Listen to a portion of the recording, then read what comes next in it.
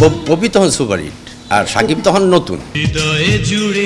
Poppy তখন করতে চাই, সাকিবের সাথে তখন করতে চাইনি, কারণ শারীরিক গঠনে পপির সাথে ওকে মানায় না। তখন 6 লক্ষ টাকা পপিকে দিই, সাকিবকে দিয়ে 1 লক্ষ টাকা। তো ছবি তৈরি করছি প্রায় 20 থেকে 22টা, এবং প্রযোজনা করি আমি 7টা ছবি।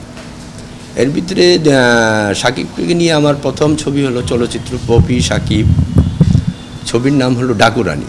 এটা ছিল হলো মনোয়ারা ফিল্মের, এটাও সুপার ডুপার হিট ছবি, ঈদে রিলিজ হয়েছিল।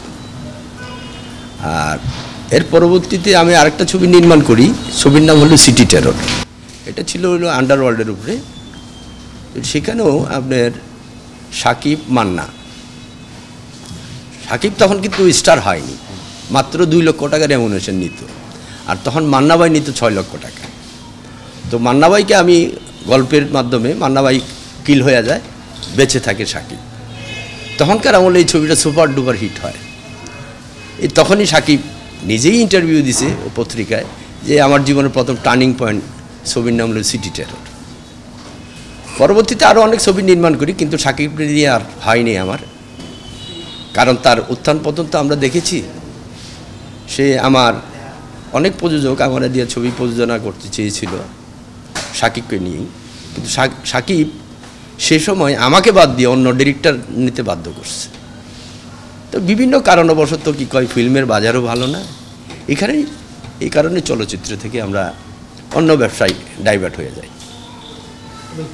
মানে আপনার ছবিতে যখন আপনি এই যে প্রথম যে ছবিটার কথা বললেন যে ডাকুরানি, হ্যাঁ, এটা হচ্ছে পপির সঙ্গে, পপির সাথে। তো ওই ডাকুরানিতে যখন কাজ করেন তখন তো পপি তো মোটামুটি হিট।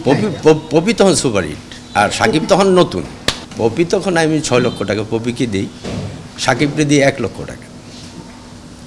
এর পরবর্তীতে 2003 সনে যখন আমি, এটা হচ্ছে ডাকুরানি, হ্যাঁ ডাকুরানি, এটা ছিল আপনার এই মনোয়ারা ফিল্মের অ্যাকশন প্যাটার্নের। আমি বেশিরভাগ ছবি অ্যাকশন প্যাটার্নেরই বানাতাম।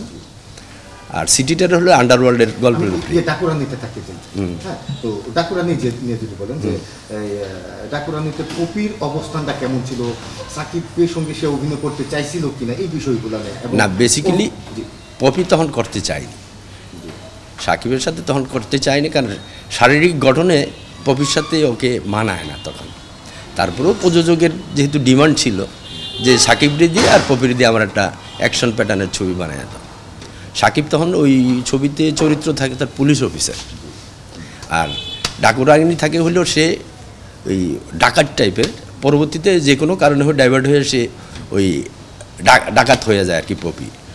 পপিকে ফিরে আনতে যে তাদের সাথে প্রণয় হয়, পরবর্তীতে পপি স্যারেন্ডার করে।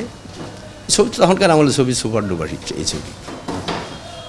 পপি তো অভিনয় করতে চাই নাই সাকিবের সঙ্গে, না চাইলেও আমরা বলছি যে করো তুমি, কারণ পপির সাথে আমার একটা ভালো আন্ডারস্ট্যান্ডিং ছিল।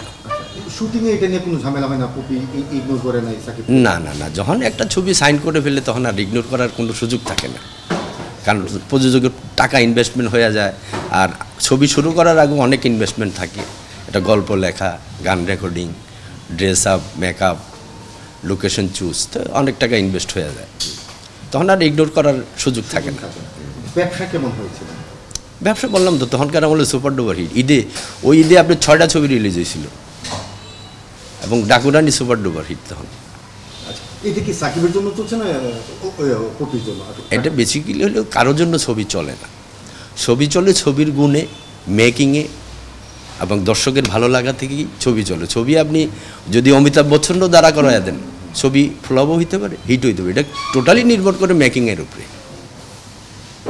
কারণ আমি তো বেশিরভাগ ছবি তৈরি করি স্টার্ট দিয়ে, কিন্তু আমি ছবি করি সেই সময়কাল আমলে আমি ছিলাম স্টার।